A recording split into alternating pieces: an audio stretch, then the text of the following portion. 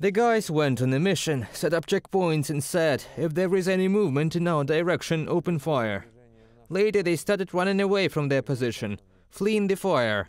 We told everyone else through the radio that our guys are running away, and the commander said, open fire on them. I asked, but it's our guys, why should we shoot them? He told, shoot. They must not be running away. They should not be afraid. So basically it is the same as it was during Stalin's times. Barrier troops at the rear that shoot you if you return or run away from fire. That's the way it is, I'm telling you. They don't give you a chance to survive. I've escaped from the service 4 times, but they found me and made me go back to war. I voluntarily consent to be filmed and recorded. My name is Konstantin Valerievich Hryhoriev. I was born in 1992 in Peshchane, Starobilsk area, Donetsk region. After the military training, I escaped again. They searched for me over a month. Eventually, I got caught and sent back to war. We don't go to jail for that anymore now.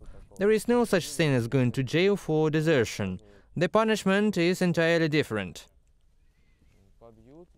You get beaten up and sent back to war. Moreover, you are being sent to the front line because you are guilty. You get punished that way if you escape, get drunk regularly or do some things like that.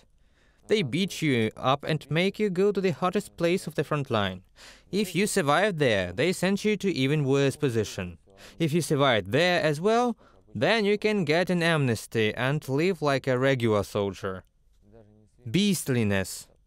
That's why I ran away. I surrendered because I was sick of this. They don't see us as human beings and didn't give us food or clothes. Everything we have, uniforms, shoes, backpacks, and everything else we buy at our own expense. They say that you have a salary, then you buy it. But to be able to get that salary, you need to at least survive until you can have it. Every day it just gets more and more terrifying. My mother died on the 1st of May, so they let me go to the funeral. I went there and decided that I wasn't going back. Everything was fine until the 15th of May. I hid at my friend's apartment in Donetsk. But they somehow found the address, tracked me down, and took me back. The same day they sent me to the basement. I spent the night in there, and in the evening they gave me a bulletproof vest, rifle, 4 magazines, 2 grenades and a helmet.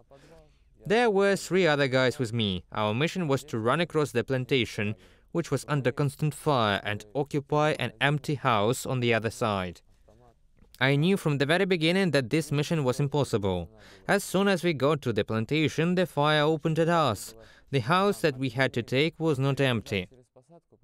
The shooting battle was very harsh. Then the artillery shelling started, and AGS began to work. I was being shot at from both sides. Then mortars began to shoot. I decided to run towards the soldiers of the Ukrainian army. Even there was a minefield. I raised my gun above my head and surrendered. They shot at me first and then stopped. Told me to drop my weapons and ran up to me. They didn't hit me, just pushed down and handcuffed. All they did was threaten me with a gun, which is absolutely understandable. They brought me to some room where they asked who I was and things like that. They fed me and gave medical help. My army, the one I served in, is totally inoperable. It seems that it cannot win with such an attitude towards people, and I am not the only one who tried to escape. There are many others. They are all getting caught and sent back to the front line. They are also afraid. We have no safety, no backup. For example, on the day we were sent to the task, no one even had our bags, like it is supposed to be during such tactical movements. We were just sent to the slaughter, in the night in the middle of nowhere. They treat us like cannon fodder. Commanders don't count people at all. For example, when the newbies come, they could be sent to an assault right away, even if a man hasn't held a gun in his hands during his entire life. What kind of an assault are we even discussing if he's never fired a shot? It can be okay for people with combat experience, but not newcomers. However, for some reason, those with experience never go to the front line and never go on attacks. They stay in the safe positions most of the time. Even our commanders are privates. The squad leader is a private, the platoon leader is a private. Is that normal? Those should be people with some experience and knowledge, but all they can do is just make us run forward like in 1941.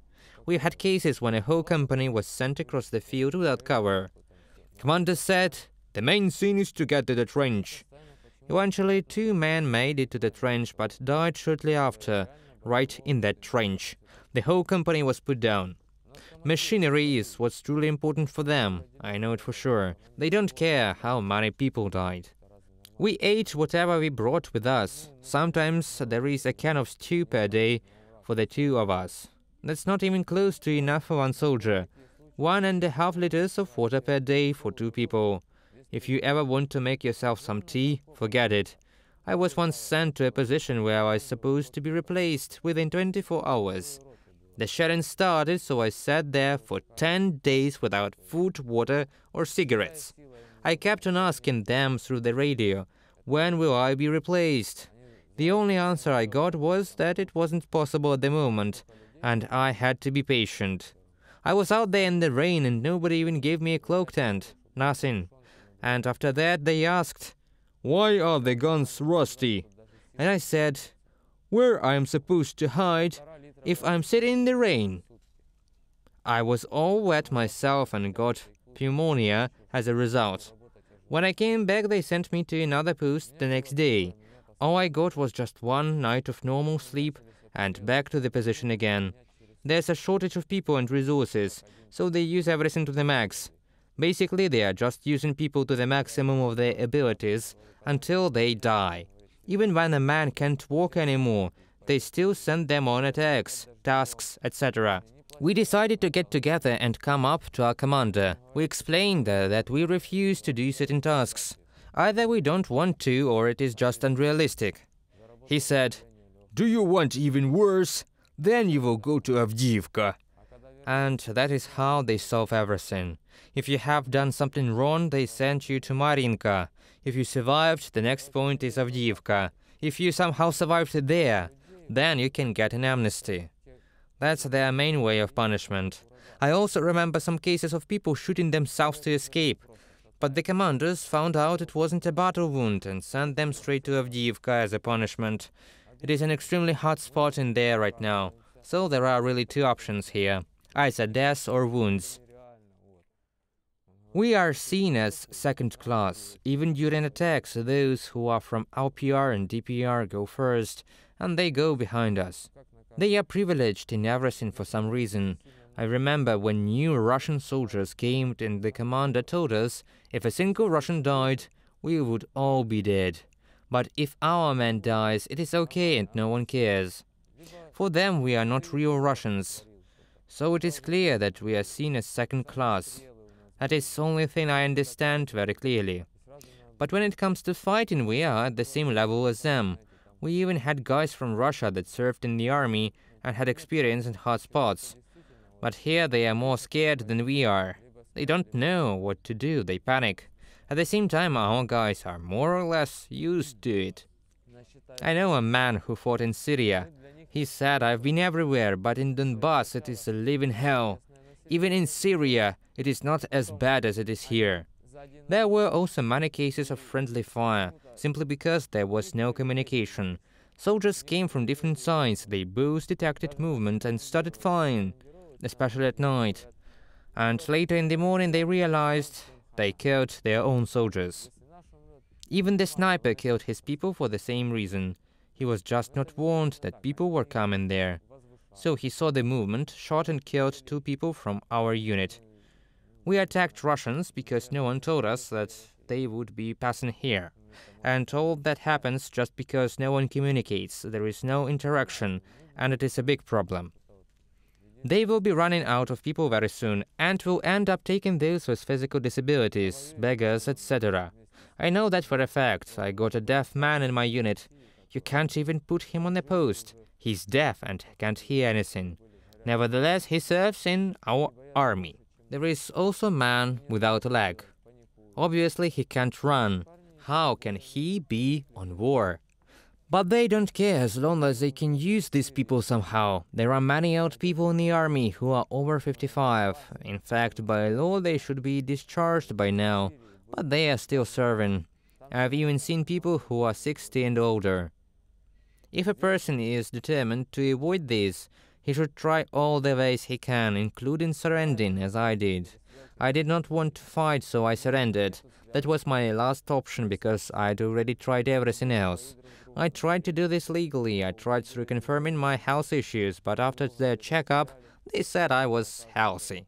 Even though I am not healthy at all. I've got a lot of concussions and wounds. Moreover, I didn't serve in the army before this, because I've got a heart condition. But as soon as the war started, I somehow became healthy. They need people, so they don't care about your health problems. They will call you healthy no matter what. I knew the guy in the service who came back after Mariupol and had half of a lung. He told me that just physically he couldn't fight. He was ready to help in other ways in the rear, but they made him go to the assault group. As a result, he was killed on the same day. Not a day passed after he was sent there, and it was expected because we could not run. It was difficult for him to move at all. However, some other guys with much smaller issues get released. It is all about corruption, I guess. For example, there was a guy who had 2 teeth missing and needed some medical care related to that, and they quickly let him go. But the people who actually require medical help are still serving. They are not even allowed to go to rehabilitation either. Just think about that. Rehabilitation is done in the military unit, not at home. They do everything to prevent you from going home and running away.